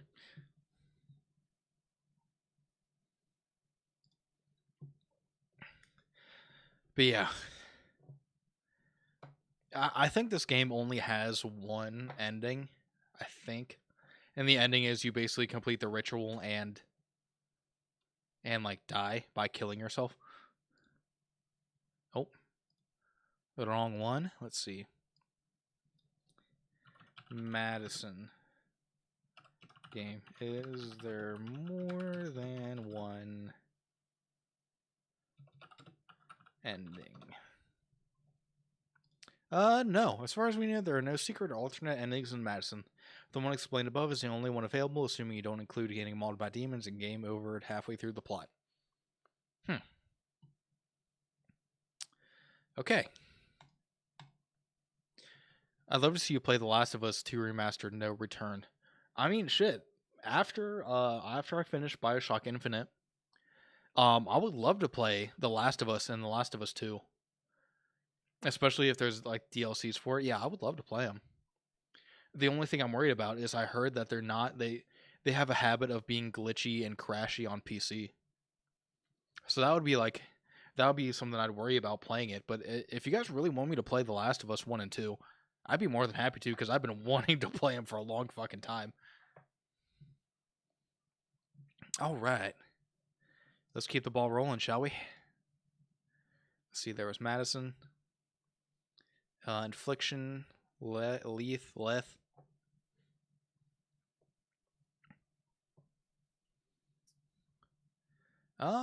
What time is it? 1:55. Okay. I think we have time for one more. Let's see, Little Nightmares. I'd even donate to see you play. I mean, again, donations and bits are always appreciated, dude. If you really want to, I'm totally fine with that. But even then, just a suggestion of what you guys want me to play is enough. Ooh, I really want to do Little Nightmares too, because that is definitely S tier as well. And I know I've done like the last 3 games S tier, but this is simply S tier. This is my S tier horror game stream. And I think my next Sunday talk time will be of regular horror games that aren't necessarily S tier, only because I don't have that much time left of my stream because I do have to work tomorrow. But let's see, let's go over all of the ones that I have in my library and just in general. Let's see. Oh god, SCP-5K fucking sucked. Scorn sucked.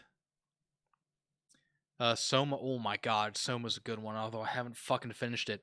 I would love to talk about Soma, but I've never finished it. I have started it twice and I haven't even gotten like halfway through the game.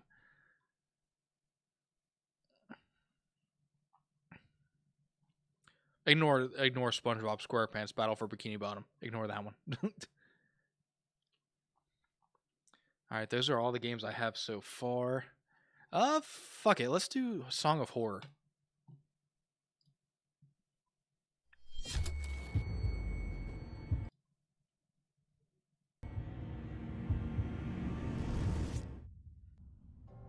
Isaac, my dear friend, you don't know what you've done with that cursed music box.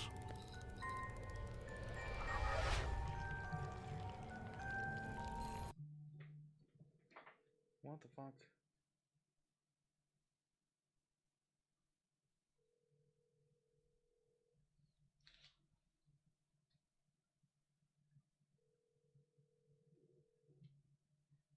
Huh. Who the hell's calling me?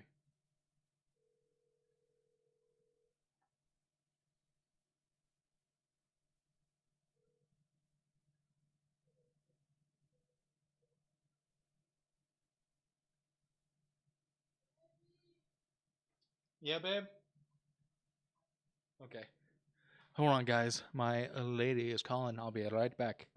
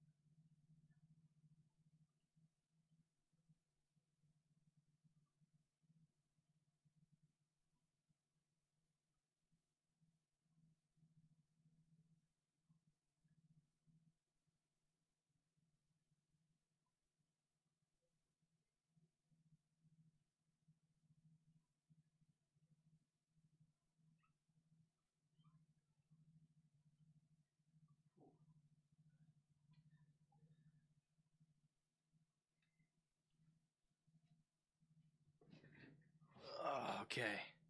Whew.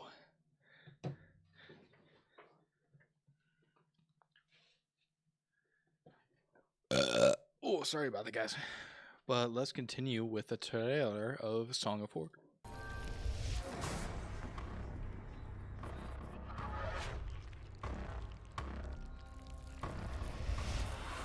Mr. Farber. Good. Time to play detective.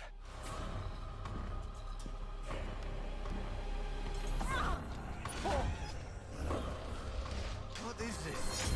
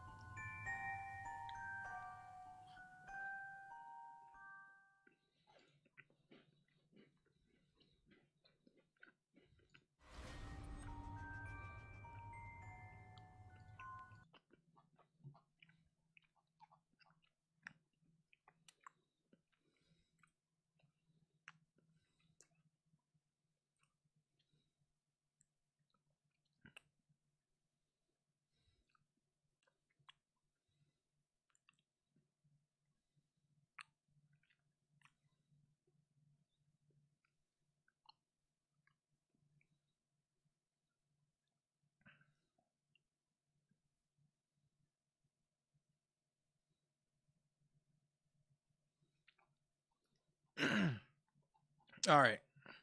So, with this game, of course, like I said in the trailer, everything that's happening in that world is centered around that box.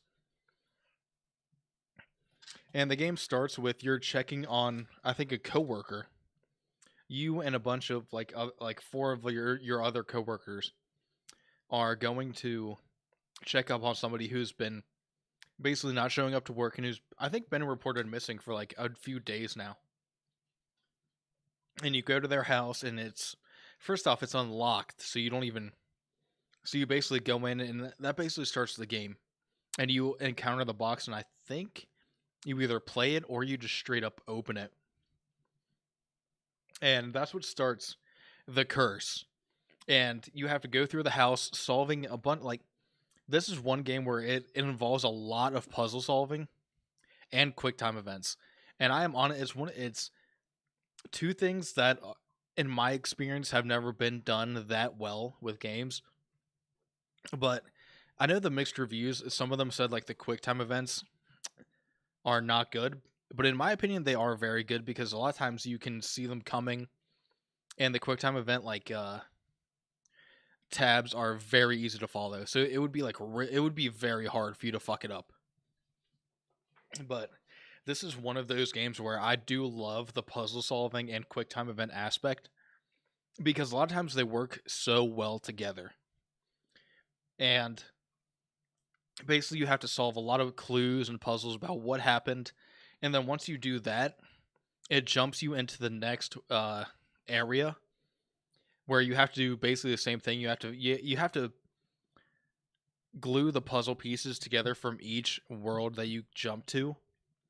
And I think the one aspect that I really do love about this game is the permadeath aspect. In the first world, you are in a house. You are in a house. And you start off with 4 characters. And that's all you get.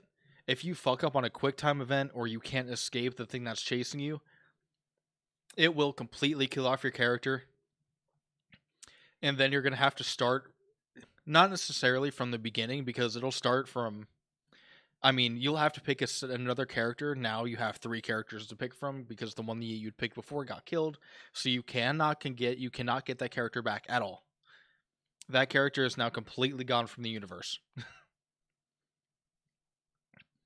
And once you pick your next character, it starts you off at the front of the house where you started off with your first character, but you don't lose all your progress. Basically, what you get in, and you have to find where your character died so you can pick up their items and continue on with the story.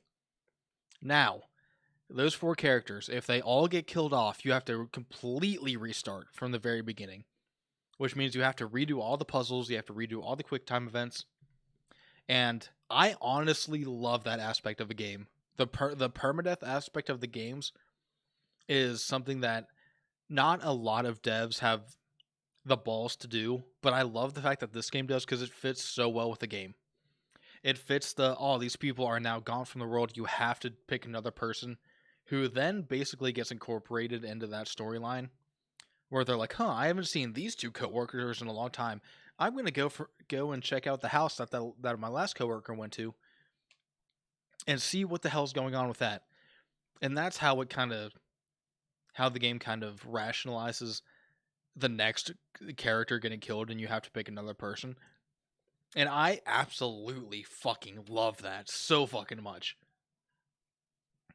And the QuickTime events, not a lot of devs can make QuickTime events like work really well. This game does it really well where where like the QuickTime events are put where they would make a lot of sense.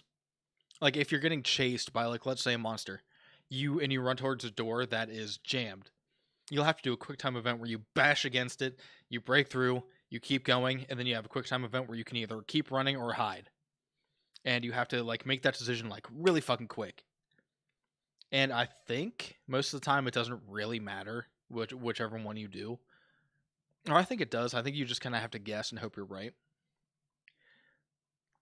But no, that's what I love about it is the permadeath, and then once all of your characters are dead, completely restart. I love that aspect. But in terms of the actual world, it throws you into this cursed world of like your surroundings and shit just happening. You're being pursued by this fucking entity here, and basically your whole job is to piece together the puzzles of what fucking happened, see if you can fix it, and yeah. The first world is in a house, and the whole entire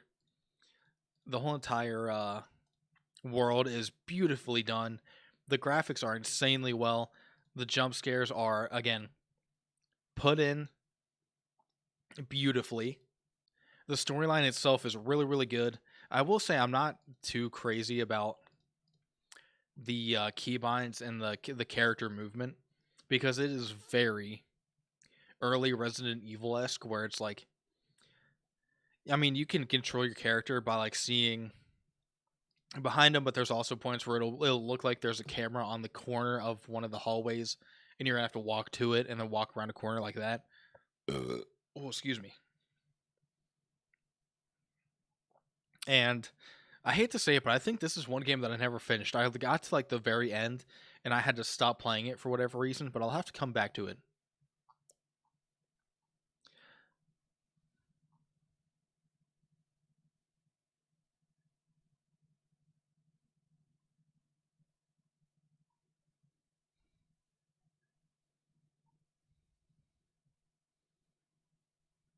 But yeah, and I also love the fact that the presence is an advanced AI that it actually adapts to your movements, your actions, and your decisions. So the smarter and better you get at the game, the better the fucking AI is going to get at that, and it's going to make it even harder to fucking play it. I love that, but the world itself is very creepy. You're going to be on your edge for most of the time, and then once you complete one area, it's going to jump you to the next area, and then where like you're going to find the next puzzle piece in the game. And that's really it. I can't really tell you much about the ending because I haven't finished it. Because unfortunately, I don't have that much storage to work with, so every time I get a new game, I try to finish it as quick as possible so that I can uninstall it for a new game, but I never got to that point with this one. But yeah, if you want to play this game, I again highly suggest it. It's on actually. It's on sale right now, actually. Or no, it's not. The bundle is. Oh, and it's wait, Song of Horror and Made of Scare bundle. Actually, I would buy the bundle because you get Made of Scare with it. And I've never played Made of Scare, but apparently that game that has a lot of bad reviews, and I don't know why. I haven't played it yet, so I genuinely don't know why. But if you want to get the complete edition, it is $30, of course, because Steam always fucking has these games for like they try to get as much money out of them as possible. But yeah, as far as this game is concerned, I would definitely give this a superior rating. Definitely S tier rating.